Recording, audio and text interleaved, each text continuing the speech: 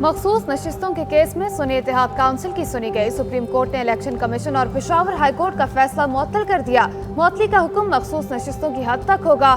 क्या ज्यादा नशिस्तें बांटना तनासुब के उसूल के खिलाफ नहीं? अवाम ने जो वोट दिया उस मैंडेट की पार्लियामेंट में दुरुस्त नुमाइंदगी होनी चाहिए। जस्टिस मंसूर अली शाह के रिमार्क्स कहा, इलेक्शन कमीशन से नहीं, आइन क्या कहता है उससे गर्ज है। सियासी जमातें अपनी तनासुब से जो नशिस्तें ले सकती हैं, बाकी नशिस्तें उन्हें कैसे मिल सकती हैं? क्या बची हुई नशिस्तें भी उन्हें दी जा सकती हैं?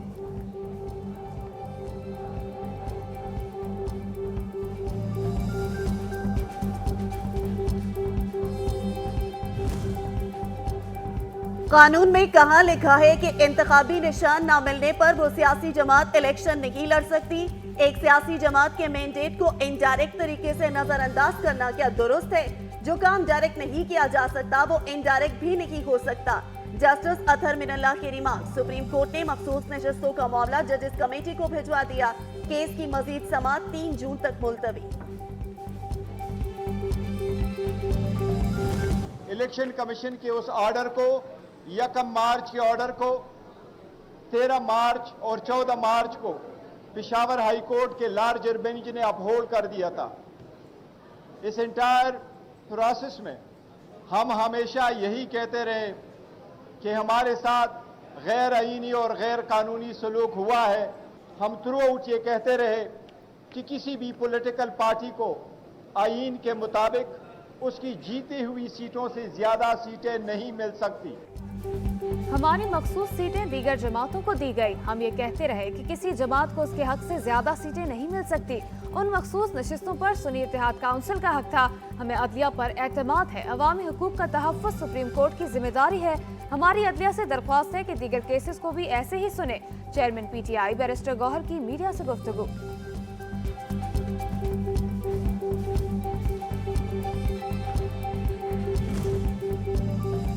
सुप्रीम कोर्ट में फैजाबाद धरना केस की समाअत। चीफ जस्टिस ने इंक्वायरी कमीशन की रिपोर्ट पर सवालात उठा दिए। जस्टिस काजी फैज ईसा ने रिमार्क किए, ये किस किस्म का इंक्वायरी कमीशन था? रिपोर्ट लिखने वालों की अहलियत क्या थी? इंक्वायरी कमीशन ने लगता है अपना काम किसी और के हवाले कर दिया था। मुल्क को नुकसान पहुंचाना तो जैसे बुनियादी हक बन गया। कहते हैं बस आगे बढ़ो। माजी से सीखे बगैर कैसे आगे जा सकते हैं?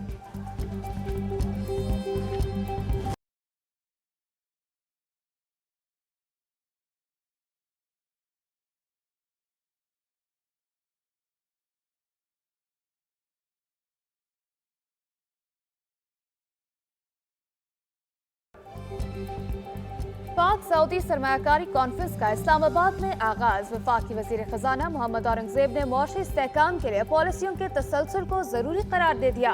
इफ्तिताही तकरीब से खिताब में बोले, बेहतरीन मुआशी पॉलिसियों के नतीजे में गुज़िश्ता 10 माह से पाकिस्तान करेंसी में इस्तेहकाम आया है। अब वक्त आ गया है कि मुल्क को चलाने के लिए निजी शोबा फ्रंट सीट पर बैठे। वज़रा और ब्यूरोक्रेट्स को पीछे बैठना चाहिए।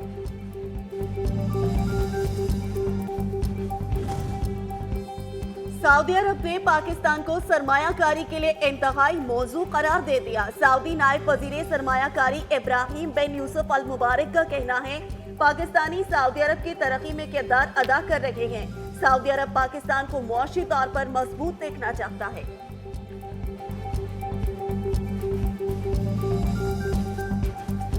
मुल्क की मईशत तरक्की करेगी, बच्चे बच्चियों को रोजगार मिलेगा। दोबारा कहता हूं, बच्चे बच्चियों को यकसा रोजगार मिलेगा। ये हमारे बच्चे जो हैं ये सऊदी कंपनियों के साथ मिलके छोटे छोटे कारोबार शुरू करेंगे। छोटे छोटे कारोबार शुरू करेंगे, उनमें 3-3, 4-4 नौजवान बच्चे बच्चियों को नौकरी देंगे तो मुल्क की मईशत आगे बढ़ेगी। वफाकी वजीर पेट्रोलियम मुसद्दिक मलिक ने कहा कि पाकिस्तान अब इमदाद नहीं कारोबार पर तवज्जो दे रहा है। बैरूनी सरमायाकारों के लिए सुर्ख फीते को सुर्ख कालीन में बदलना चाहते हैं। वजीर तजारत जाम कमाल बोले, मईशत ही कौमों और मुल्क को इस्तेहकाम देती है। मुख्तलिफ मराहिल में सऊदी नाज़िर पाकिस्तान में सरमायाकारी करेंगे। हुकूमत बैरूनी सरमायाकारों को तहफ़्फ़ुज़ फराहम करेगी।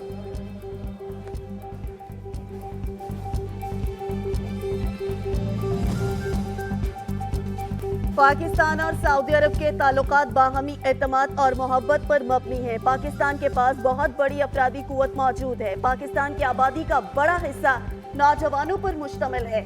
National coordinator SIFC lieutenant general Sarfaraz Ahmed का पाक सऊदी सरमायाकारी कॉन्फ्रेंस से खिताब। सऊदी वली-ए-अहद शहजादा मोहम्मद बिन सलमान का रवामा दौरा पाकिस्तान का इम्कान, दौरे के हवाले से तारीखों को हतमी शक्ल देने पर काम जारी। ज़राए के मुताबिक सऊदी वली-ए-अहद शहजादा मोहम्मद बिन सलमान अपने वफ्द के हमरा पाकिस्तान आएंगे।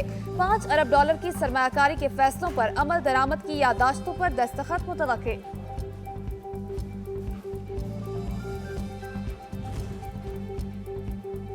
वज़ीर आला पंजाब मरियम नवाज का पाकिस्तान आने वाले सऊदी तिजारती वफ़द का खैर मकदम। मरियम नवाज ने कहा, सऊदी अरब पाकिस्तान का हर दौर में काबिल एतमाद बिरादर मुल्क है।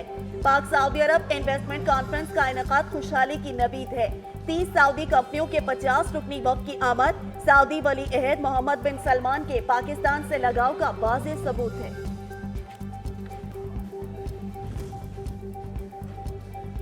साबिक वज़ीर आला पंजाब परवेज इलाही को अस्पताल मुंतकिल करने या घर को सब जेल करार की दरख्वास्त मंजूर। इस्लामाबाद हाई कोर्ट के जस्टिस अरबाब मोहम्मद ताहिर महफूज फैसला सुना दिया। अदालत का वज़ारत दाखिला को 15 दिनों में परवेज इलाही को हाउस अरेस्टमेंट का प्रोसीजर मुकम्मल करने का हुक्म।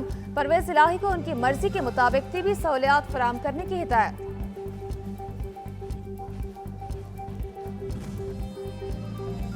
इस्लामाबाद हाई कोर्ट वफाकी दारुल हुकूमत में नान रोटी की कीमतों में कमी का नोटिफिकेशन वापस। शहर इक़्तिदार में नान और रोटी की पुरानी कीमतें बहाल। अदालत ने जिले इंतजामिया का नान रोटी की कीमतों में कमी का नोटिफिकेशन वापस लिए जाने पर दरख्वास्त निपटा दी।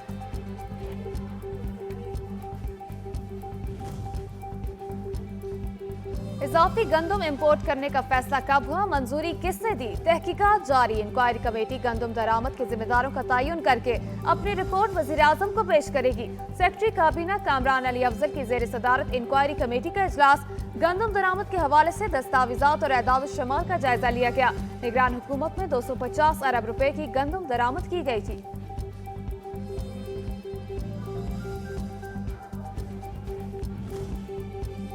खैबर पख्तूनख्वा सबकत ले गया। सूबे में कल से गंदम खरीदारी शुरू होगी। सूबाई वजीर खुराक जाहिर शाह तुरू का कहना है 29 अरब रुपए लागत से 3 लाख मेट्रिक टन गंदम की खरीदारी करेंगे। मकामी काश्तकारों से 40 किलो गंदम 3,900 रुपए में खरीदी जाएगी।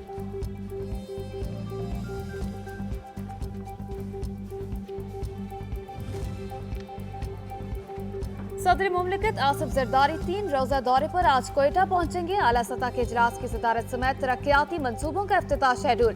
आसिफ जरदारी पीपल्स पार्टी के अरकान असेंबली और सियासी रहनुमाओं से मुलाकातें भी करेंगे।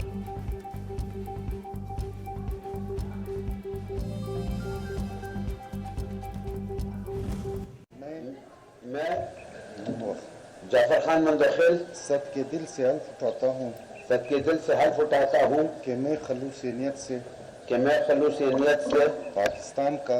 पाकिस्तान का हामी और वफादार रहूँगा। जाफर खान मंदखेल ने गवर्नर बलूचिस्तान की हैसियत से ओहदे का हलफ उठा लिया। Chief justice Balochistan high court ने गवर्नर हाउस में जाफर खान मंदखेल से हलफ लिया। सरदार सलीम हैदर बतौर गवर्नर पंजाब हलफ न उठा सके। गवर्नर पंजाब बलीगुर रहमान की मसरूफियात की वजह से हलफ बर्दारी की शेड्यूल तकरीब मुलतवी। सरदार सलीम हैदर कल गवर्नर पंजाब के ओहदे का हलफ उठाएंगे। हर हाल में हमारे इस मुआशरे में मंशियात जो है उसकी लानत को ख़ात्मा करने के लिए हम अपना रोल प्ले करेंगे, क्योंकि उसकी वजह यह है कि नौजवान नस्ल जो कि हर कौम का, हर मुल्क का, हर रियासत का एक बहुत बड़ा कीमती असासा होती है, उसको हमें इस मंशियात जैसी लानत से पाक करना है। दहशतगर्दी की फंडिंग के ताने बाने भी मनशियात फरोशों से मिलते हैं। दहशतगर्दी के वाकयात में गैर रजिस्टर्ड गाड़ियां इस्तेमाल होती हैं। गैर रजिस्टर्ड गाड़ियां 10 मई के बाद जब्त कर ली जाएंगी। बानी PTI की डील के हवाले से कोई इल्म नहीं। जिस इदारे के खिलाफ साजिश की उसी से आज भीख मांग रहा है। सूबाई वजीर इत्तलात शर्जील मेमन की प्रेस कॉन्फ्रेंस।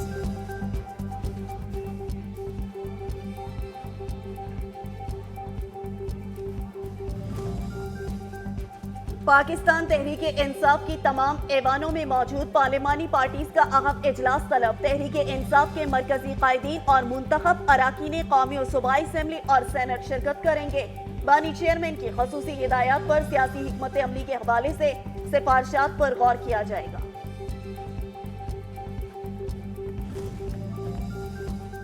मौसमियाती तब्दीली अथॉरिटी के कयाम से मुतालिक केस की समाअत सुप्रीम कोर्ट ने अटॉर्नी जनरल को तलब कर लिया। जस्टिस अतहर मिनल्ला ने रिमार्क्स दिए, सोशल मीडिया के लिए कानून मौजूद नहीं लेकिन अथॉरिटी बना दी गई। जो अथॉरिटी बनानी है वो बताते नहीं, जो नहीं बनानी चाहिए वो बना दी गई।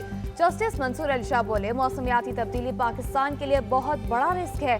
इतने साल बाद भी अथॉरिटी कायम नहीं हो सकी। अटॉर्नी जनरल आए फिर इस मामले को देखेंगे।